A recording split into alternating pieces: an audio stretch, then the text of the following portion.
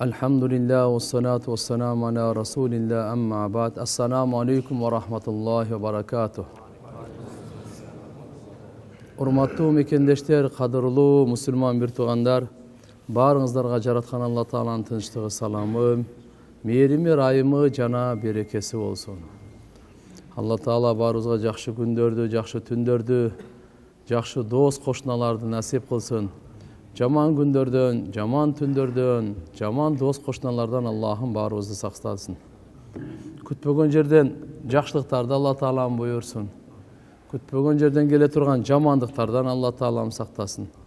Пайгамбар саллаллаху алейхи ва саллям көп дуа кылат эле: "Я Алла, капырлыктан, жакырлыктан, мунафыктыктан сактагын."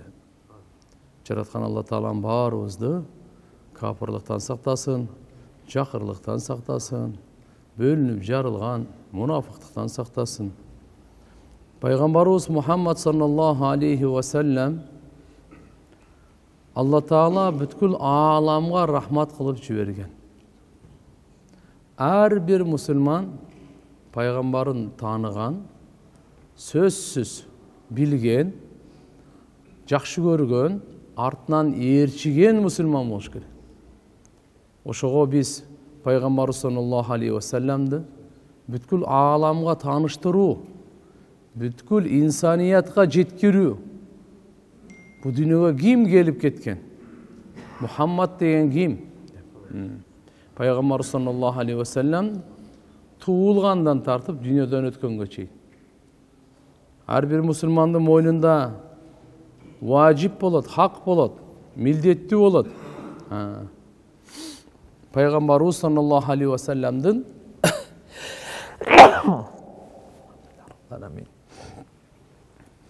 туулган күнүнө сүйүнүү, кубанычта болуу.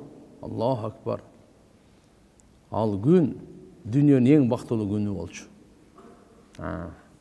Маулиди шариф деп коебуз. Пайгамбар саллаллаху алейхи ва салламдын туулган күнү депчи. Пайгамбарыбыз ошо асхабы пил, пилдер Каабага кол салбадыбы?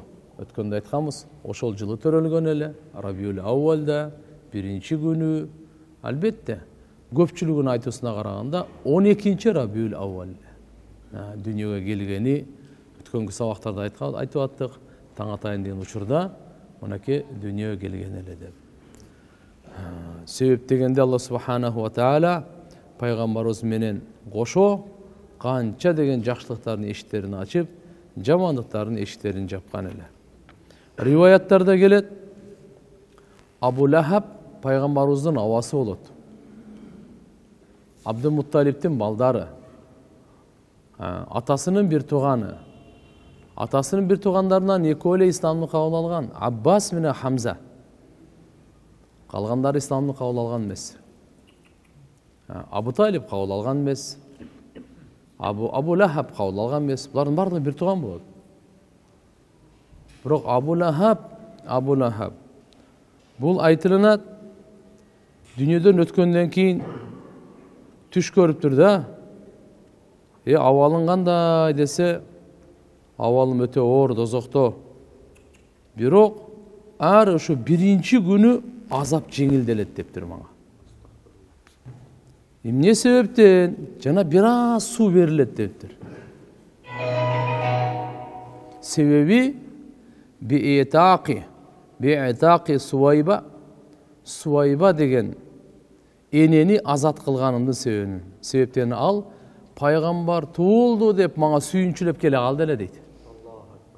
Ошо сүйүнчүлөп келе калганда мен сен азатсың деп боштондукка жибердим. Колумду көрсөтүп, мына ошого Алла Таалам дозоктун азабын жеңилдетип атат.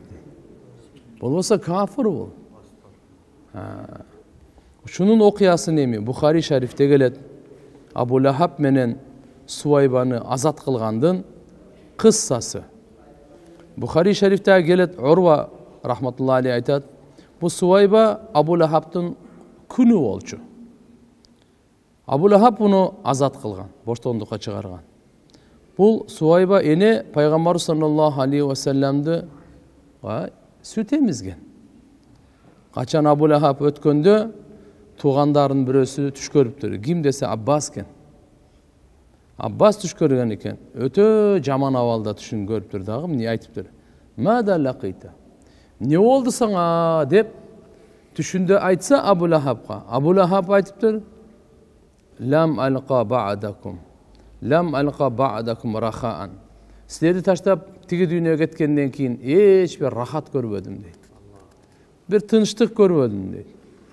Kebir rivayette aytat. Gayrı anni suqitu fi hadihi dep uşu mınal jerdegi barmak menen sömöydün ortasında kişi çukur var go. Uşunça tamçı su veriletken de buga. Sebepten şu barmağı menen görsötüp sen azatsın dep Muhammad'ı suyunçulap geldin mi? Oşun için sen azatsın degeninde Allah subhanahu wa taala oşunça. Uşunçalık ele deydi. Uşunçalık. Suvaybаны азат кылган себебинен ошондо ишарат кылдым эле, ушуга гана дейт. Кээ айтат, Аббас разыяллаху анху айтат, Абу Лахаб өлдү, өлгөндөн кийин түш көрдүм, 1 жылдан кийин түш көрдүм. Өтө жаман абалында түш көрдүм. Ошондон анан айттым, не болду деп. Бир тууганы да. Аббас менен Абу Лахаб бир тууган. Аббас исламды кабыл алган, Абу Лахаб исламды кабыл албай, Пайгамбар саллаллаху алейхи ва саллям каршы чыгып, аркасынан дайым ошо жамандык кыла берди да. Таббат сүрөсү бар го. Ошол өнү чыкканда таббат яда Аби Лахаб деп мына ошо Абу Лахабтын колу өзү шал болгор, колу чиригилди депчи. Ошол Абу Лахаб айтып атат: "Ма лакуйту ба'дакум раха." Силерден кийин мен болду рахат таппадым. Буякта күн сайын азап, саат сайын азап.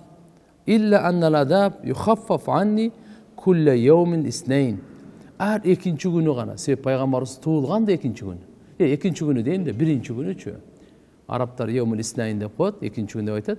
Bizge biz birinci günü.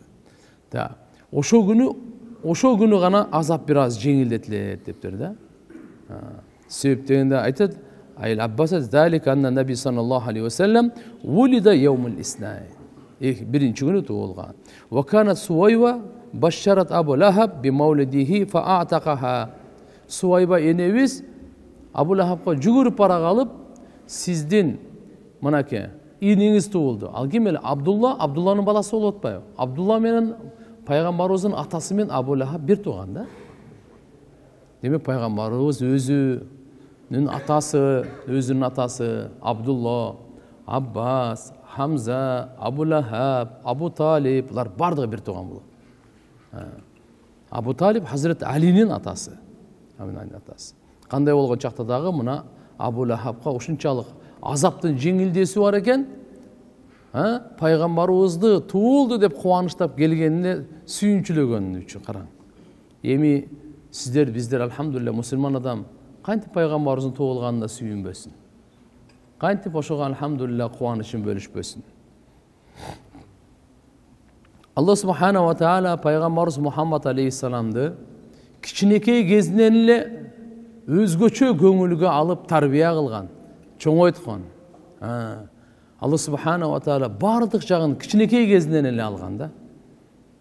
Allah subhanahu wa ta'ala'nın özgöçö gözömölü Peygamberimizni kurçap algan. Bardık uçurunda tuğulgandan dünyadan ötkөнгө чейин bardık avalda. Atası kaçan ötkөндө Gebirler aytat da Peygamberimiz sallallahu aleyhi ve sellem inenin içinde 2 ay gezinde atası ötkön eken. Gebirler aytat 7 ay gezinde deydi. Gebirler aytat yok 5'te olçu deydi. Gebirler tuğulgandan keyin 2 ay oşodan keyin ötkön deydi. Gebirler 7 ay 9 ay degenler var. Birok eng tuğrası maşhur bilinen o birincisi. Kanday Peygamberimiz sallallahu aleyhi ve sellem Amina enevizin içinde atası dünyadan Abdullah göz yumgan. Sebeptiginde rivayet var. Tuvuffiya Abun Nabi sallallahu aleyhi ve sellem ve ummuhu hubla bihi. Peygamberimiz sallallahu aleyhi ve sellem'den atası dünyadan kayıttı. Enesi boyunda olçu Muhammed aleyhisselam'ın anda boyunda ele. Пайгамбар саллаллаху алейхи ва саллям эне менен жалгыз калды. Эне менен жалгыз калды. Эми ошону көзөмөлдөсүн деп туулгандан кийин Абдумутталип чоң атасынын колунда болуп калды. Кепилдикке алып, бардык кажеттерин бүтүрүп, сыйлап, урматтап, кичинесинен эле. Алла субханаху ва таала өтө чырайлуу тарбия менен пайгамбарыбызды урмат сый менен чоңойтты. 6 жашка жеткенде энеси өтүп кетти. Амина энебиз 6 жашында. Валамма балага 6 синин туфият уммуху Амина бинти Вахб бил Абуа. Ошо Мекке менен Мединанын ортосунда Абуа деген жер бар. Ошол жерде дүйнөдөн кайтат апасы. 6 жашында. 6 жашында. Ибн Саад Ибн Аббастан риваят келтиргенинде айтат: Пайгамбар саллаллаху алейхи ва саллям 6 жашка жеткенде Амина энебиз өзүнүн тайкелерине учураштырганга Бану Ади ибн Наджар деген уруудан кийин алар Мадинага зыярат кылып барат экен. Эми кичине чоңоюп калды, Меккеден чоңоюп калды пайгамбарыбыз Амина энебиз. Кой, туугандарды бир зыярат кылып келейли деп Меккеден Мединага жөнөшөт. Мединада пайгамбар саллаллаху алейхи ва саллям тайкелери ошол жакта болот. Алардын уруусу Ади ибн Бани Ади ибн Наджар деп. Ал менен биргеликте Умму Айман деген дагы энебиз болот. Умму Айман. Булар барып туруп ошол жерге конокко болот. Конокто бир айдай турушат. Кийин ошол жерде кайтып атканда анан энеси дүйнөдөн кайтат да сапарда. Пайгамбар саллаллаху алейхи ва саллям кийин чоңойгондон кийин пайгамбарчылык келгенден кийин анан Мединага көчүп келгенде ошону эстейт. Апам менен ушул жерге келдим эле дейт. Ушул үйгө турдук эле дейт. Бардыгын. Ва надара саллаллаху алейхи ва саллям иля дар ва хува бил Мадина ба'да al-hijra. Хижрадан кийин келип ошол жайды көрөт. Айтат: "Ха хуна назалат би умми", апам мени ушул жерге алып келген дейт. "Ва ахсантул аум", мен аябай жакшы чабак урчумун дейт пайгамбарыбыз. Кичинекей кезиндечи, эми 6 жашында экен, эми айырга барганда. Фи би'ри бани Ади ибн Наджар, ошол жерде суу бар экен ошол жерге. Ошондо ал жерде Мединада жөөттөр жашайт эле. Ва кана кауму минал яхуд яхталифуна яндуруна илейя. Алар мындай узактан жашырынып мени мындай пайлап карашат эле дейт да. Жөөттөрчү. Калат Умму Айман энебиз айтат: "Сами'ту ахадахум", алардын бирөөсү айтып аптыр: "Хуа набию хадихил умма". Мына ушу жаш бала барго, ушул үммөттүн пайгамбары ушул болот деп атыптыр да. Кичинекей кезинде. Ва хадихил Мадина, бул Мадина шаары. Дару хижратуху, айтыптыр бул Мадина шаары болот. Дару хижратихи, бул Мухаммад алейхиссалам ушул жака хижрат кылып келет дептир. Фа ваайту залика куллаху мин каламихим. Умму Айман энебиз айтат: "Бул жөөттүн ушундай сөздөрүн укканда мен коркуп калдым" дейт. Себептен булар жөөттөр араптарга аябай неме болуп келген, душман болуп келип, бир нерсе кылып, зыян кылып өлтүрүп койбосун деп корктум дейт да. Коркуп кеттим дейт баарына. Сумма раджаат бихи уммуху ила Макка. Пайгамбар саллаллаху алейхи ва саллям айтат: "Кийин энем мени ошол жерден Мединадан алып Меккеге жөнөй кеттик" дейт да. Фаламма канат би Абуа туфият. Ошо Абуа жолго жеткенде дүйнөдөн өттү дейт. Эми 6 жашар, жолдо сапар, эч ким жок, ападан айрылган, атаны көргөн жок. Караңыз, пайгамбар саллаллаху алейхи ва саллям Алла таала кандай жетим чоңойткон туугандар. Кандай жетим чоңойткон. Абу Наимдин риваятында: "Фанадара илайя раджулу минал яхуд", жөөттөрдөн бир киши мага назар кылды да айтты: "Я гулам, масмук", ey бала деди дейт. Ошо Мединага барганда кичинекей бала да. "Атың ким?" деди дейт. Мен айттым дейт: "Ахмад" дедим дейт. "Ва надара ила дахри", аркам карады дейт. "Фа асмауху якул", мен угуп жаттым деп айтат турган, аркамы карап туруп мындай деп атты: "Хада набию хадихил умма", ушул үммөттүн пайгамбары ушул деп атты. Себептен жөөттөр Тауратта Алла Таала пайгамбарыбыз тууралуу ачык айткан да. Кенен айткан. Забурда дагы айткан. Инжилде дагы айткан. Акыр заман пайгамбары ушундай сыпатта болот, ушул жерде болот, бардыгын айткан. Каерде туулат, каерде өтөт. Карап туруп. Сумма раха ила ихванихи минал яхуд фа ахбарахум. Кийин жөөттөргө өзүнүн Досторуна барып туруп аларга кабар берди дейт. Фа ахбару умми, кийин алар мен эниме кабар берди дейт апама. Фа хафат алейя, апам ошондо мага коркуп калды. Ушу жөөттөр бир нерсе кылып койбосо экен депчи. Фа харажна минал Мадина, биз Мединадан чыгып кетип калдык дейт кайрачы. Бул 6 жашындагы учур болуп атат да. Фа канат умму Айман исмуха Баракатул Хабашия. Умму Айман деген энебизди бул өзү Эфиопиялык кара энебиз болгон. Өңү тиси кара болгон. Аты Барака. Бирок Умму Айман деп. Хия хадинатан лин-наби саллаллаху алейхи ва саллям ба'да вафати уммихи.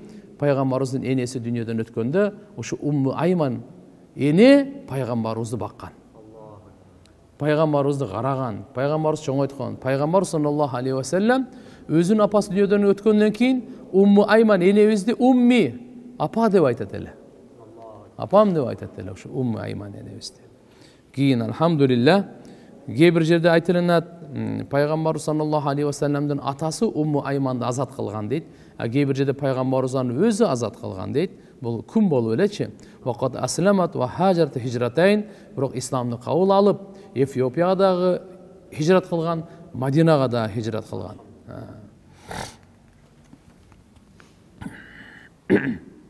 Кара Хафиз фил Исаба, Исаба деген китепте айтат. Ибн Саад хабар берет Абу Умамадан, Жарир ибн Хазимден.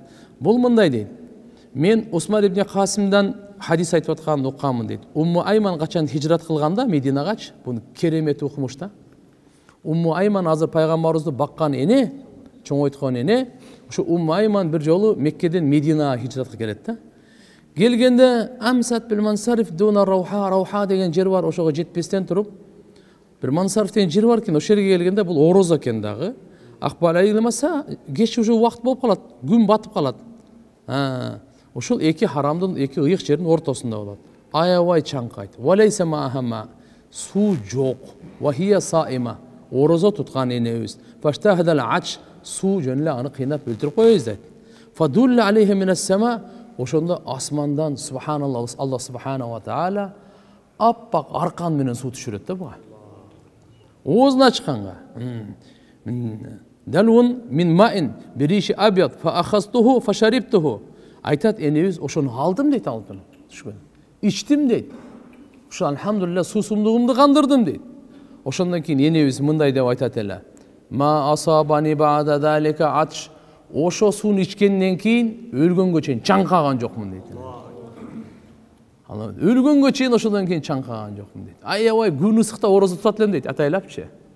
Күн ысыкта таваф кылат элем дейт, чаңкайып экем. Чаңкабай койдум дейт. Болбосо ол Саудиянын ысыктыгын билесиздер го. А бизде азыр 20 болуп атса, ал жерде жөнү 40 та жөнү. Азыр эле кийин кандай, жайында кандай ысыталарда. Мына музаткычтар эмне коет эле? Кондиционер манистери жок да орунда. Ошо энебиз айтып атат. Ва лакат аррату лисом фил хаважир. Аябай ысыкта орозо кармайт элем дейт. Фама аташты бада тилка шурба, ошо сууну ичкенден кийин вообще чаңкаган жокмун дейт. Бисмилlah.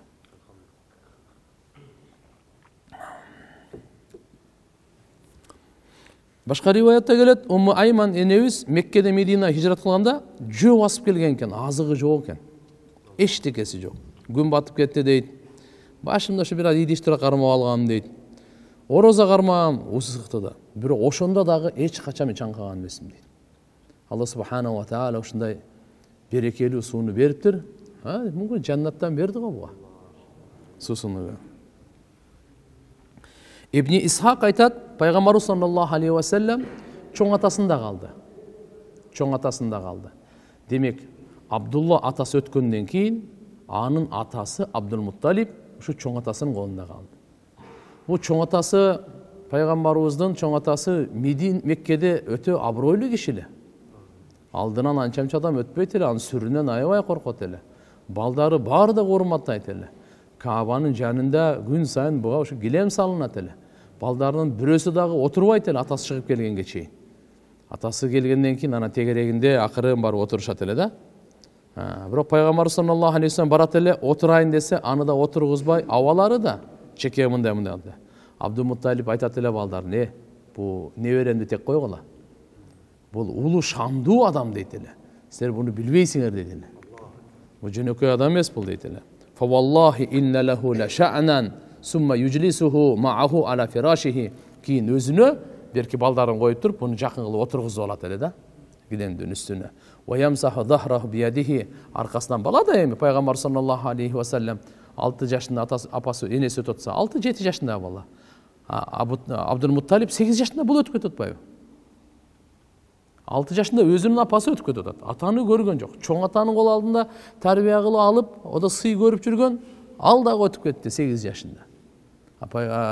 Abdülmuttalip beline mınday sılayt ele. Ve yasurruhu ma yarahu yasna'uhu sallallahu aleyhi ve sellem.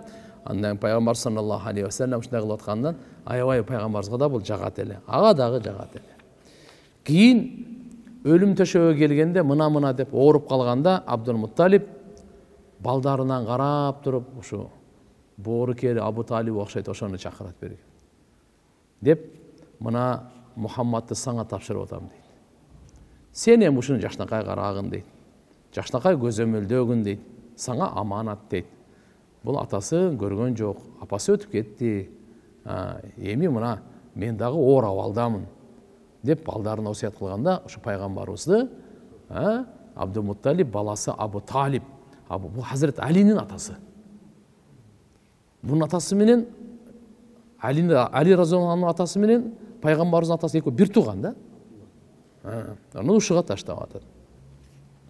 Ва Абу Талиб пайгамбар саллаллаху алейхи ва салламды дайыма көзүнөн албай карап жүрөт эле да. Дайыма сыйлап аны бекем кармайт эле. Ибн Аббас риваят кылат, Абу Талиб пайгамбарыбызды өтө катуу жакшы көрчү. Өзүнүн балдарын да кандай жакшы көрбөйт эле дейт. Пайгамбарыбызды жакшы көргөндөйчү. Өзүнүн жанына жаткырат эле дейт. Каякка чыкса ошол жака чыгат эле дейт. Бир дагы пайгамбарыбызды ушунчалык жакшы көрөт эле, бир дагы андан башка нерсени жакшы көргөн эмес андай дейт. Абу Талиб өзгөчө тамак бергенде, буну Абу Талибтин да балдары көп эле да. Тамак бергенде өзгөчөлөп коет эле пайгамбарыбызга. Пайгамбар саллаллаху алейхи ва салламды менен тамакка кичинекей бала да. Абу Талибтин балдары келет, кээде баардыгы келет, кээде келет. Өздөрү жесе курсак тойбойт. Мухаммад менен жесе курсак тоет да. Ашып калат табактарычы. Аллаху акбар. Мынакей пайгамбар саллаллаху алейхи ва саллам кичинекейинен эле Алла субханаху ва таала ушу өзгөчө көңүл буруп, өзгөчө ушундай береке Алла субханаху ва тааланын колдоосу дайыма ушундай болуп турганда, себеп Алла таала өзүнүн милдеттемесин алганда, пайгамбарыбызды тарбия кылып чоңойтугандай караганын. Бирок кандай оор абалдарда өттү да, ушундай ашуулардан, ушундай кыйынчылыктардан кичинесинен баштап өмүрүнүн аягына чейин ушундай болду да. Алар тойбойт эле дейт. Качан пайгамбар саллаллаху алейхи ва саллам менен кошо жегенде тоет эле. Абу Талиб тамак берейин дегенде айтат эле да. Силер жебей тургула. Менин балам Мухаммад келгенге чейин дейт. Себептен жесе жетпей калат экен да. Эч ким тойбой да калат. Пайгамбар саллаллаху алейхи ва саллам келет эле, алар менен чогуу жейт эле, алар жеп тамактар ашып калат эле. Ошондо эле булар сезип турат эле да. Бул башкача бала. Бул башкача бала. Süt içkende Allahu akbar birinci oşoq içiret эле. Кийин алар ичет эле, баардыгы курсагы тоет эле. Ошондон кийин Абу Талиб айтат эле: "Иннека я Мухаммад ла мубарак." Эй Мухаммад, сен өтө берекелүү адамсың да дейт эле. Себеп деген Алла Таала ушундай эме кылып койгон да. Süt ичеби, тамак ичеби, ушун баардыгын көргөн да булар көздөрүнө Алла Таала көрсөтүп коет эле да.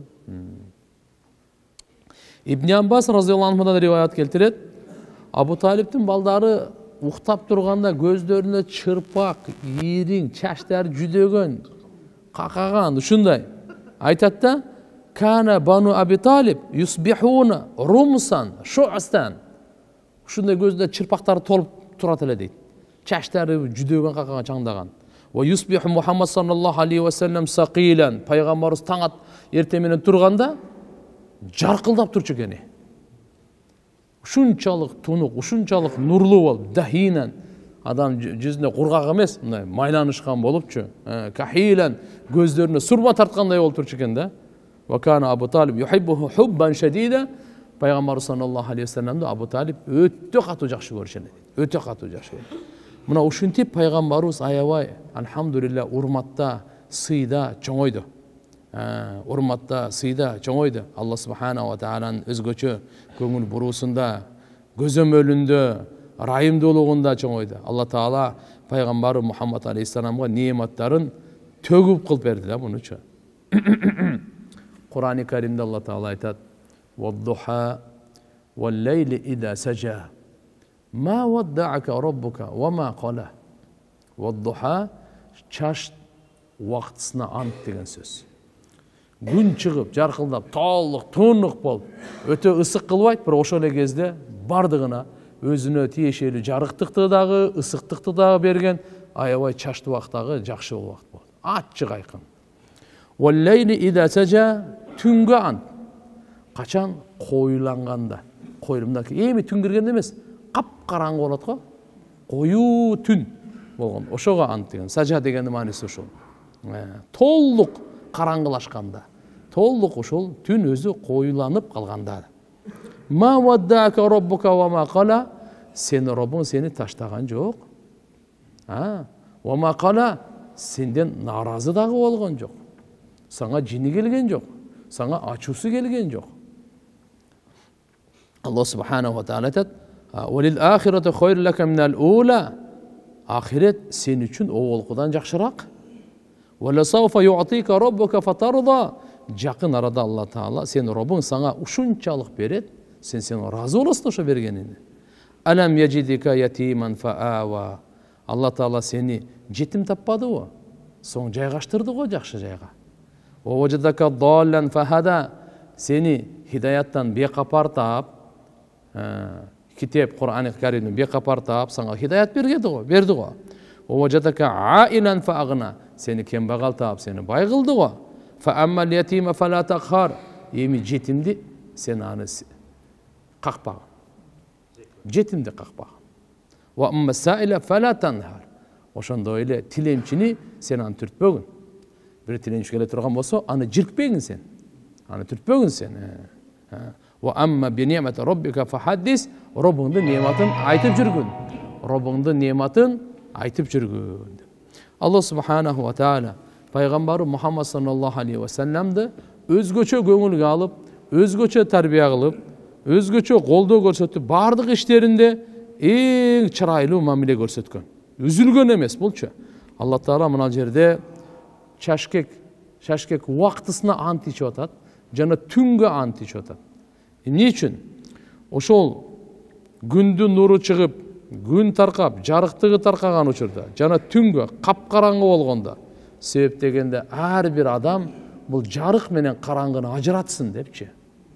Пайгамбар саллаллаху алейхи ва саллям ушундай караңгылыкта келген, коюланган караңгылык, капкараңгылыкта келген, кыпындай жарыгы жок караңгылыкта келген.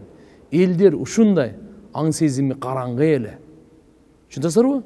Өзү адашуунун караңгылыгы өзүнчө, зулумдуктун караңгылыгы өзүнчө, надандыктын караңгылыгы өзүнчө. Бардык жайда ошондой караңгылыктан. Пайгамбар саллаллаху алейхи ва саллям ошондой караңгылыктан хидаяттын нуруна, маданияттын нуруна, адептин нуруна, имандуулук, боорукерликтин нуруна, жарыктыгына чыгарыш үчүн келген. Ошончо Алла Таала бул экөөнү ант ичип, ажыратып берип атат да. Ким экенин айтып атат пайгамбар саллаллаху алейхи ва саллямда. Экөөнү ачык болгону да.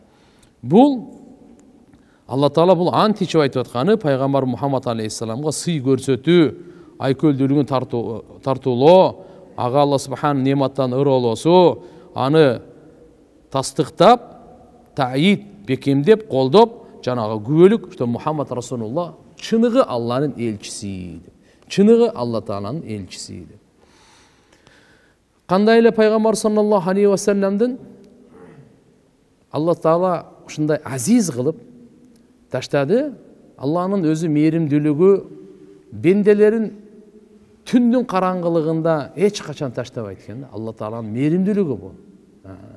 Аларга күндүн жарыктыгындай алардын жашоосуна, тиричилигине, бактысына сөз хидаят берет.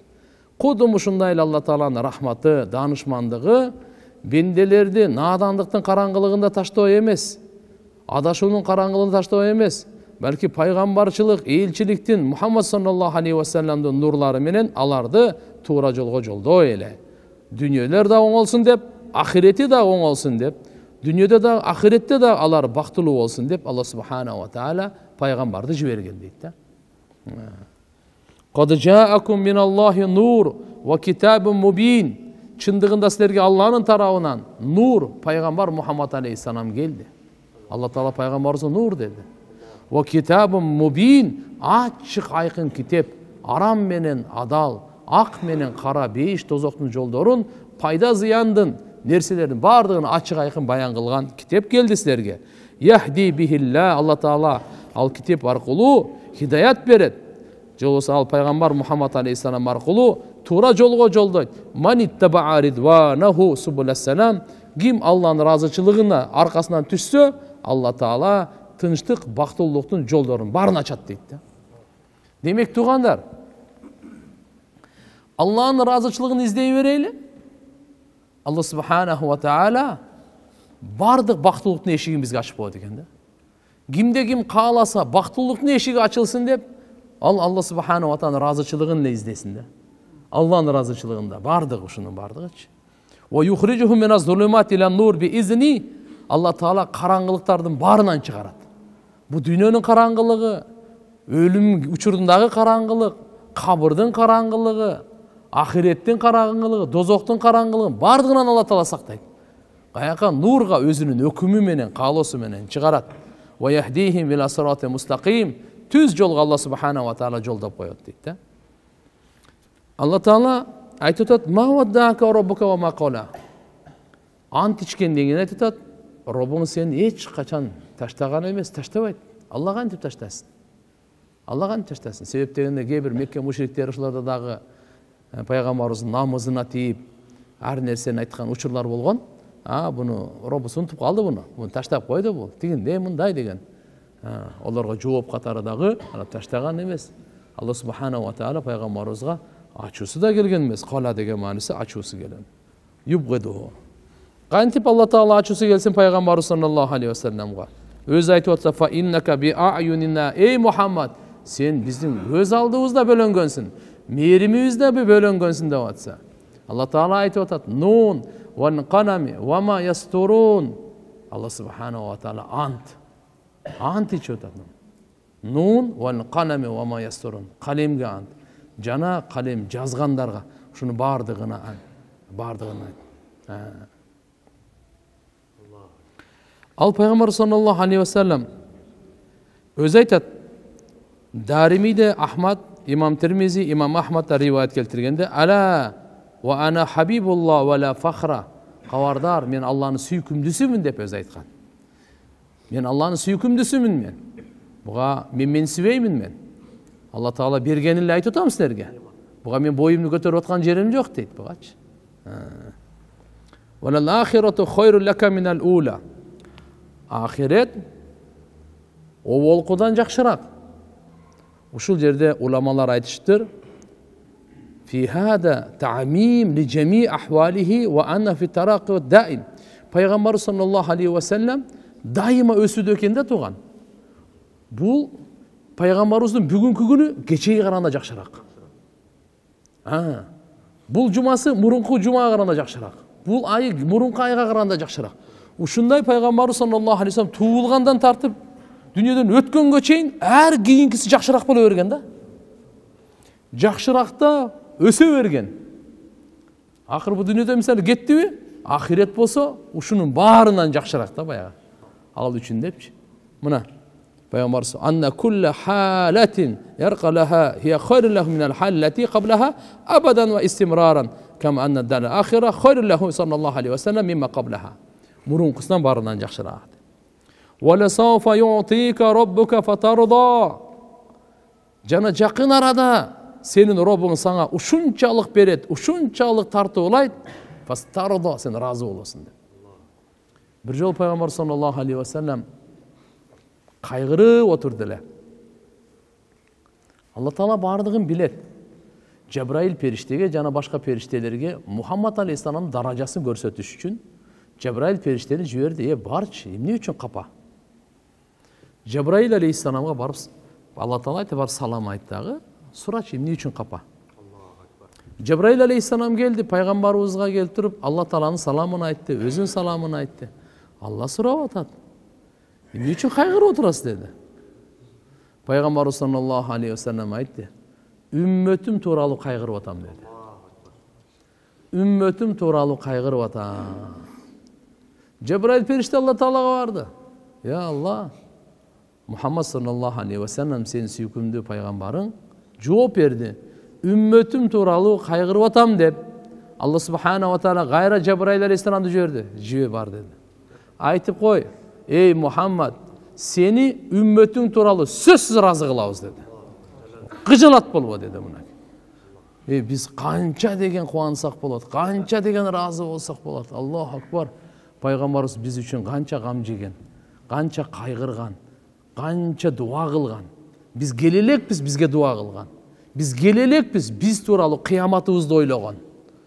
Биздин ахиретибизди ойлогон, биздин кабырыбызды ойлогон, биздин бактыбызды ойлогон, биздин таразабызды ойлогон, биздин бейишибизди ойлогон. Аллаху акбар. Айша энебизден риваят бар. Айша энебизди пайгамбарыбыз аябай жакшы көрчү. Анан бир жолу Айша энебиз мындай карап калса, пайгамбарыбыз аябай көңүлү ачык, настроение беш экен да.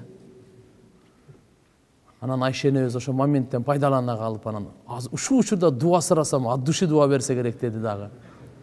Ya Resulallah, manga bir dua verбейсизби dedi. Ara. Пайгамбарыбыз саллаллаху алейхи ва саллям да аябай көңүлү ачык эле. Колун көтөрө калып, ya Allah. Allahumma gfirli Aisha. Ya Allah, Aisha'nın günösүн кечир. Ma taqaddamat min dambiha wa ma ta'akhkharat. Murunqu, kийинки, алгачкы, жашыруун, ачык, бардык күнөөлөрүн кечир деп ушундай дуа берди да. Дуа бергенде риваятта келет, Айша энебиз өзүнү кубанып сүйүнгөндөн өзү кармай албай, адам катуу күлгөндө кармай албай каласың го. Жыгылып күлгөндөрдү көргөнсүңөр да. Ош сүйүнгөндө ошондой болуп, өзүнүн башы пайгамбарыбыздын небесине чейин жетип кетти. Сүйүнгөндөн. Пайгамбарыбыз айтты: "Айша, ушунчалык сүйүнөсүңбү?" dedi. Айша энебиз айтты: "Ya Resulallah, эмнеге сүйүнбөй? Сиз мага ушундай өзгөчө дуа берип атсаңыз" dedi. Пайгамбарыбыз айтты: "Айша" dedi, "Мен бул дуаны үммөтүмө күнүнө ар бир намаздан кийин кылам" dedi да. Айша энебиз суранганынан дуа кылган. Үммөтү суратпастан туруп эле дуа кылып атат. Айша энебизге бир жолу дуа кылыптыр. Пайгамбарыбыз айтат, күнүнө эгерде фарыз намазды эле ала турган болсок 5 жолу, сүннөт нафилин кошуп жүрсөк билбейм канча жолу. Ар бир намаздан кийин деген да. Bundan алымдар айтат, Пайгамбарыбыз саллаллаху алейхи ва саллям үммөтүн Айша энебизден да көбүрөөк жакшы көрөт эле дейт. Карачы, анан биз бияктан эми жакшы көрбөй жүрсөк эми кандай анда? Пайгамбарыбызды кантип жакшы көрөбүз деп тил менен эле боло бербейт ал. Пайгамбарыбызды жакшы көрүүнүн далили сүннөтүн жакшы көрүү. Сүннөтүнө амал кылуу. Далили эмне экен? Сүннөткө амал кылуу. Сүннөттү жакшы көргөнүңүз, ушу сиз жакшы көргөнүңүз чын деп эсептейбиз. Жөн эле тил менен жок. Сиз өзүңүздүн даваңызды, мындайча айтканда, дооңузду, мен пайгамбарды сүйөм дегениңизди бир доказать этип койсуз бир. Далилдеп койбойсузбу ошону, я? Ал кандай? Ал сүннөтүн аткарган, ким пайгамбар сүннөтүн жакшы көрсө, ошо сүннөтүн аткарат да. Ошон үчүн иншалла баары сүннөткө бекем болойлу. Эми жакын арада сенин Робуң сага ушунчалык тартуулайт, соң сен андан разы болосуң деп атпайбы? Бул жерде Алла субханаху ва тааlanын тарабынан бекем убада. Пайгамбарыбыздын көзүн кареги рахаттандырды. Пайгамбарыбызды курсант кыла турган, разы кыла турган. Бул улуу айкөлдүүлүк, өтө көп жакшылык. Буну Алладан башка эч ким билбейт. Ушул кудайлык тартуулоого эмнелер кирет десең, Пайгамбарыбыз Мухаммад алейхиссаламдын аркасынан үммөтүнүн көпчүлүгү кирет. Өткөндө айтканбыз, риваяттарда келет, кээ бир пайгамбарлар кыямат күнү аркасынан 10 киши, кээ бирлери 3, кээ бирлери 1, кээ бирлеринин аркасынан эч ким эмес, бирөө өз жалгыз эле келет да. Кээ бирлер бир топ. Бирок эң көп артынан ээрчип келгендер кыямат күнү Мухаммад Расулуллахтын болот да. Ушунун үммөтү эң көп болот да. Ушул дагы Алланын бергени. Бардыгынан көп болот. жана адамдардын пайгамбарыбыздын динине топ болуп киргени, пайгамбарыбыздын атын болсо бийик кылганы, сөзүн жогору кылганы, душмандары каршы жардам берип, алардын жүрөгүнө сүр салганы, Алла пайгамбарыбыз саллаллаху алейхи ва саллям динин бардык динден үстөмдүү кылганы, Алла субханаху ва таала Хауз Каусар бергени, маками Махмуд тартуулаганы, bundan башка шафаатул узма, шафаатул хасса, макамул васила, фадиланы бергени. Bundan башка да Алла Таала ахиретте кандай улуу макамдар, улуу даражалар кандай бере турган Алладан башка эч ким билбейт. Ушунун бардыгы Мухаммад алейхиссаламга арналган да. Хауз Каусар. Каусар деген Алла субханаху ва таала пайгамбар саллаллаху алейхи ва салламга көлмө берип атат да. Ал Хауз Каусарды билесизби? Анда идиштери бар го, ичкенгечи. Ошо идиштердин саны жылдыздардын санынан көп да. Аллаху акбар. Ал ушунчалык даамдуу, ушунчалык таттуу бир ичкен адам түбөлүккө чаңкабайт ал. Хауз Каусар. Макамил Махмуд бардык алгачкы кийинкилер суктана турган ушундай улуу мартаба, улуу сыйлык пайгамбар саллаллаху алейхи ва салламга. Пайгамбар сөз айткан, макамил Махмудду Алла Таала иншалла мен үмүтүм мага ошону берет го депчи. Ал башка эч кимге эмес. Васила да, фадила да улуу даражалар.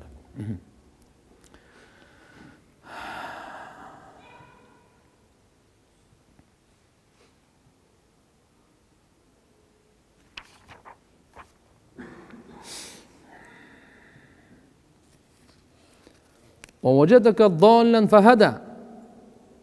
Буга чейинки аятта Алам яжидке ятиман фаава, Алла Таала айтып атат. Ey Muhammad, seni Алла жетим таап, жакшы жайга жайгаштырды го депчи. Жетим төлөгөнү барыбызга ачык эле ал. Абдулла атасы өтүп кетти, кийин апасы ал өтүп кетти, кийин чоң атасы өтүп кетти, чекеден эле. Кийин анан Абу Талиб аны кепилдикке алды, чоңойтуп өстүрүп чоңгочон барды. Алла субханаху ва таала ушу сыйын айтып атат. Ey Muhammad, мына сени жетим таап, ушундай сыйлабады. Эмне үчүн Алла Таала өзүнүн неематын эстетип даават берет. А бендеси ошо неематты эстеп шүгүр кылганды Алла жакшы көрөт. Вожидика доллан фахада Кур'ан-ы Каримде жана Алла Таала сени доллан деген бул өзү сөздүк мааниде адашуу деген. Бирок бул адашуу пайгамбарыбыз саллаллаху алейхи ва салламга айтылуусу бул туура эмес да. Пайгамбарыбыз адашуу таап кийин хидаят бердиби деп. Жок. Буга уламалар, алымдар жоопту жага берген. Негизги далалат адашуу бул күнөө кылып, акыйкаттан адашып, жакшылыктан адашып, оңолуудан адашкандарды айтылат да. Бирок ал маани бул жерде эмес. Себеп деген Алла Таала Кур'ан-ы Каримде "Ван наджми ида хава ма далла сахибукум ва ма гава". Силердин шериңер Мухаммад бар го, бул адашкан эмес деп Алла Таала жылдызга ант ичип айтып атат да. Эстегенде тургандар бир маселе, Алла Таала кээде чашке убактысына, кээде түнгө, кээде жылдызга, кээде доорго, кээде заманга ант ичип атат. Бизге Алладан башка ант ичкенге болбойт. Эмне түнгө ант, нан урсун, Кудай урсун, эме деген сөздөр бар го, астагфирулла жаман сөздөр. Жок. Ант бир гана Алла Таалага гана. Башкага ант ичкен болбойт. Пайгамбарыбыз катуу эскерткен, ким Алладан башка ант ичсе, ал капырлык иш кылыптыр деп койгон да. Ман халафа би гайрилла факат кафар. Ошон үчүн иншалла Алладан башкага ант ичип болбойт. Эми Алла Таала өзү махлуктарына ант ичет. Пайгамбарыбыздын затына ант ичкен мисалы. Кандай болгон чакта дагы вама гава. Адашкан дагы жок. Туура жолдон тайган дагы жок. Бул жерде Алла субханаху ва таала пайгамбарынан далалат дегени хидаяттын каршысында. Хидаят туура жол. Залалат деген адашуу жол. Ошого. Ал эми гавая деген бунун мааниси, бул дагы зидд рашад. Экөөнүн баарысы мындай да. Бир адам өзү адашканда, бир адам билип туруп, атайы ошо жолго аны акыйкатты билет, бирок ал жолго түшпөй, өзү башка жолго түшөт да. Мына ошону гавий деп коет буну.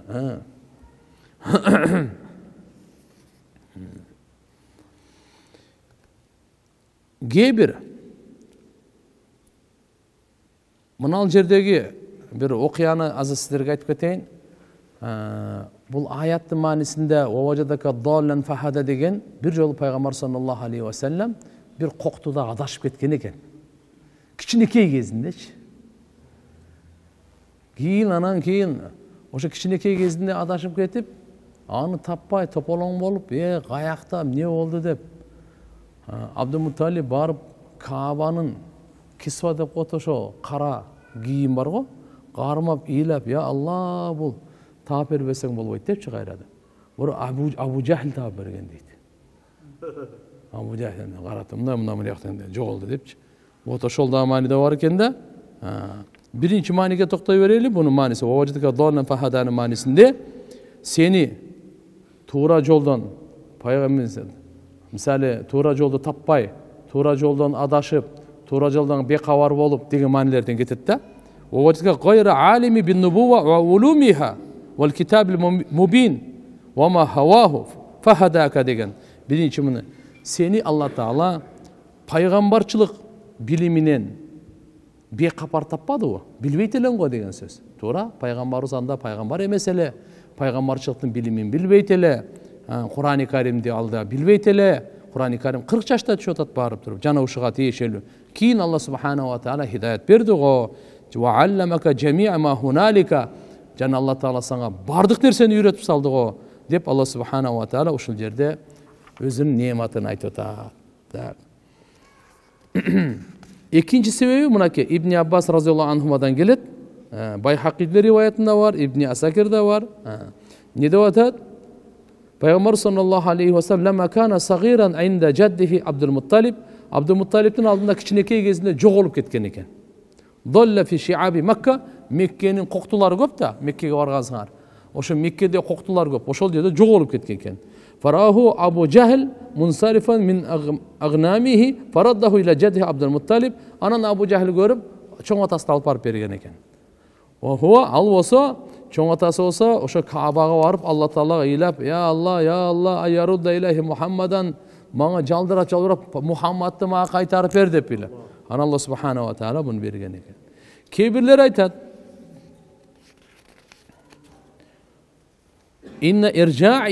Inna irja'ahu sallallahu aleyhi ve sellem ila jaddihi ala yadi Abu Jahil Firavun hadihil umma.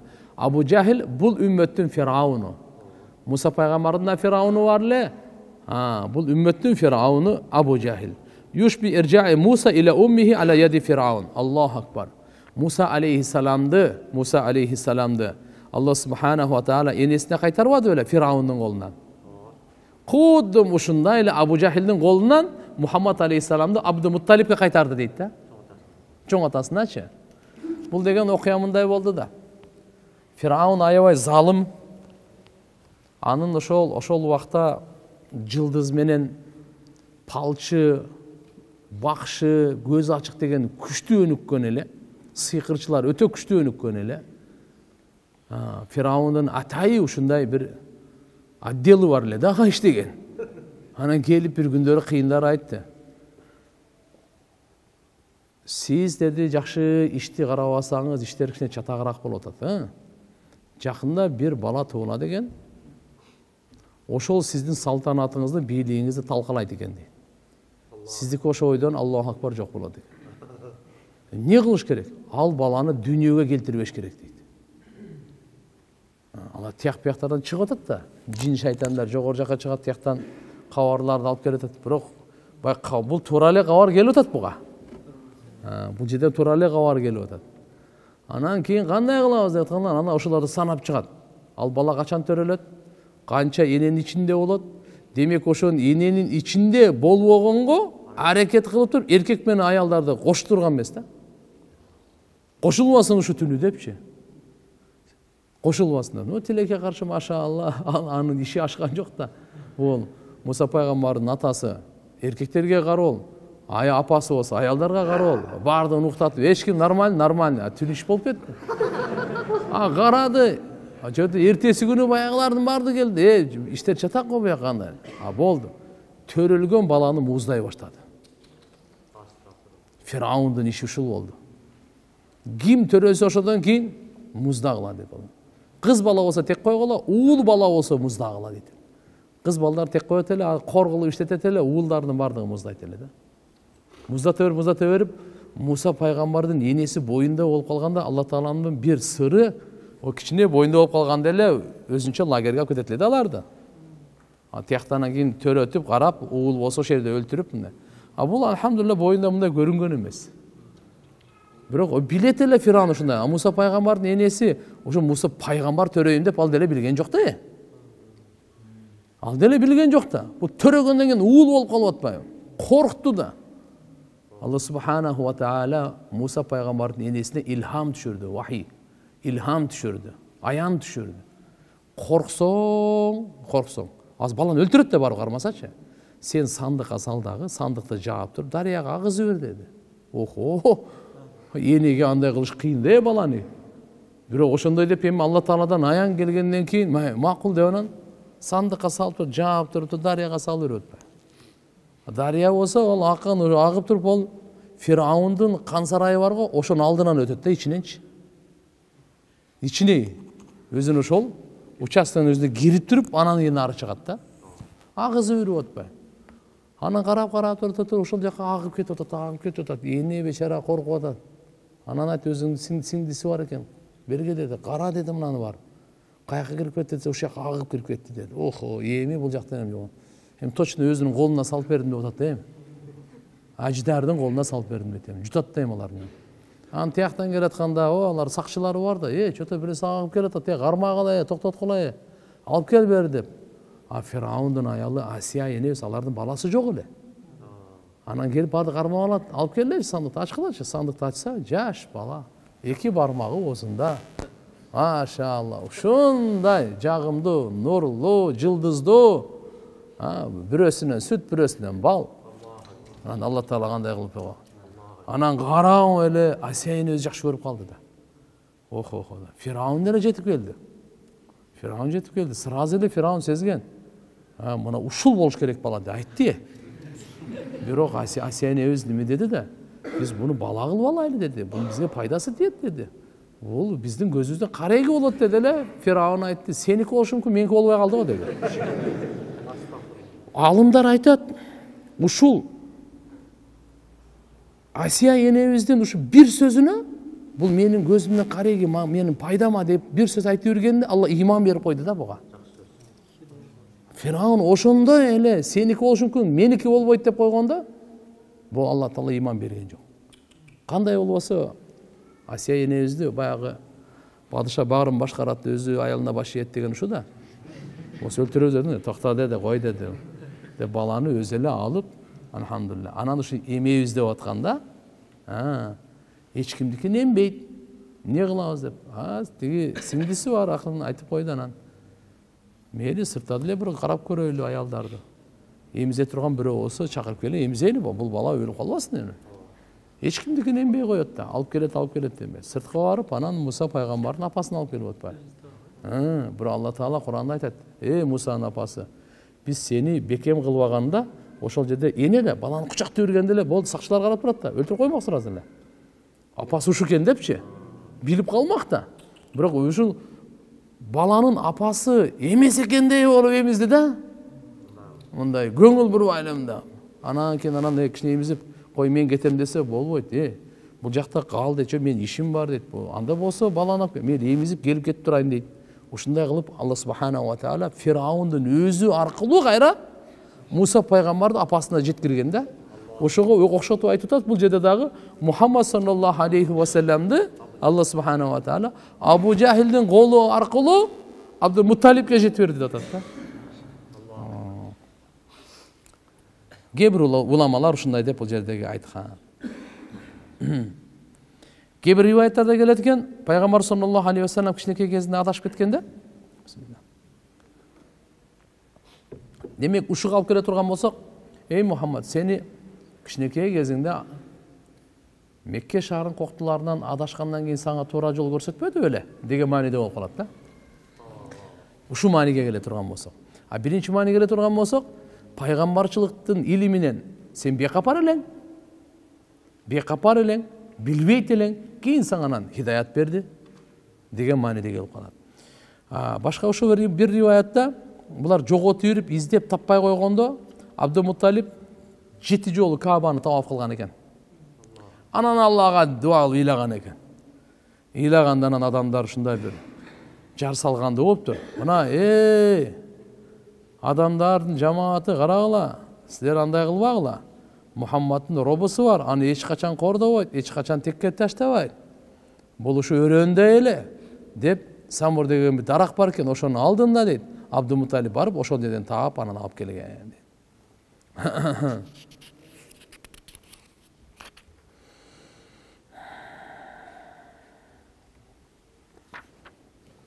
Allah subhanahu wa ta'ala barыбызга пайгамбар саллаллаху алейхи ва саллям сүйүүсүн насип кылсын. Тугандар, мынакей пайгамбарыбыз кандай туулуп, чоңоюп, кандай күндөрдү өткөрүп, кичинекейинен чоң атасынын колунда, абасынын колунда, апасы менен болуп кандай күндөрдү көргөн. Ошондуктан эгерде бир кандай сыноо келсе, анын артынан дагы даанышмандыктар бар. Жөндөн жөн сыноо бербейт, өзгөчө жетимдерге жакшы мамиле кылайлы. Жетимдерге жакшы мамиле кылайлы.